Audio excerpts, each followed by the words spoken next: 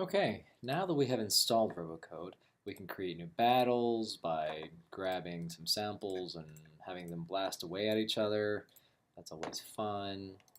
But the most important thing is we need to be able to create our own robot. That's the point. So how did I get there? We brought up Robocode. So if you're in Windows, after you've installed it, you go to the Start menu, find Robocode and click on Robocode. If you're in Mac or Linux, you go to the Robocode directory wherever you installed it and double click on robocode.sh. All right, so you bring up this, basically the battle menu, then Robot Source Editor. Then now that we have the robot editor, we can go File, New, and just do Robot. I will call it my awesome robot. All right, so call it whatever you want. iPackage. It has to be in some package, doesn't really matter. Okay, that's a pretty cool robot. Thing is, how do you compile? That's the most important thing. You go to compiler and compile. You must save. Oh, so file. Save. Where do you want to create it where it says to create it? Yes, I do. And I'm going to just say save. If you save it anywhere else, that's not really good. You want to save it where it says to save it so that it can find it to play your battles. All right, so we have saved it. Yay. We can compile it. Yay. Brings up this compiler. It compiles it in a special way, so just do it this way. All right, now that we have it, mine is called My Awesome Robot, and it really doesn't do a lot. It actually explains everything.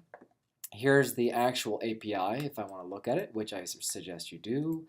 You probably want to put your name here, so Dr. Robert Ball, and then My Awesome Robot, then you run, and run is where things actually do stuff. You can also set colors, which if you want to change the colors, you have to uncomment this out so you can actually use AWT's color system. Set colors, we got a head, turn gun right, back, turn gun right. So what is this going to do? It's going to go ahead 100 units.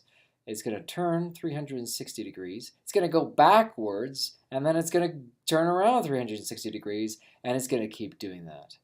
As soon as we see a robot, that's on scan robot, we're going to fire. As soon as we on hit by bullet, if we get hit by a bullet, we're going to go backwards 10. And if we hit the wall, we're going to go backwards 10.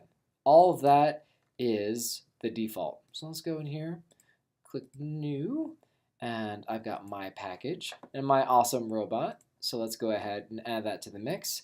I'd already added Fire and Interactive version 2, so start it. Whoa, this is so fast. Okay, there's Fire. Well, let's stop it. Restart. There's my awesome robot. So it's going backwards, 360 ahead. Yes, every time it sees a robot, it shoots.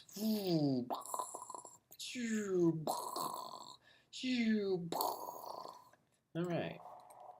So this is what you use for messing with it.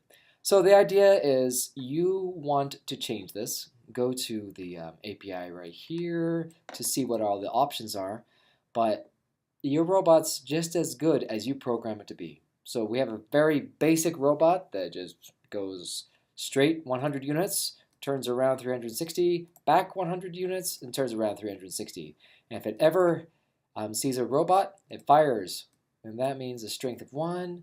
And then if it gets hit, it backs off, and it hits the wall, it backs off. And that's it. The rest of it, you can use anything you see in the documentation. Go for it, have fun, and make your robot beat everybody else's.